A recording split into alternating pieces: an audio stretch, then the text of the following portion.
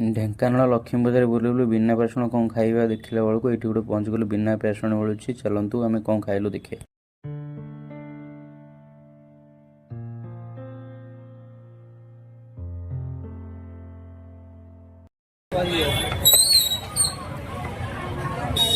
ଖଟାଟା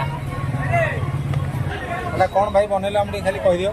sweet corn mix. Sweet corn mix ভাই আমার কইলে আমরা 18টা প্রকার আইটম সে মিশাই দেইছনি। বর্তমান দেখুন কেমনে টেস্টটা বর্তমান আমি টেস্ট করিয়া বর্তমান আর পড়ে আসছি। বর্তমান দেখুন লাস্ট গু টিকে ধনিয়া পত্র লেম্বু পড়ে আসছি। থ্যাংক ইউ ভাই। আপন দোকান নাটা কইছন? আমরা সাই সুইট কর্ন সাইড সুইট দেওপড়া দেখি দিন্তু সাই ভাইଙ୍କର এটি আসলে ଆପଣ ପାଇପାରିବେ ବିନା ପିଆଜ ରସୁଣ। ବର୍ତ୍ତମାନ ମେଲଣ ଭିତରେ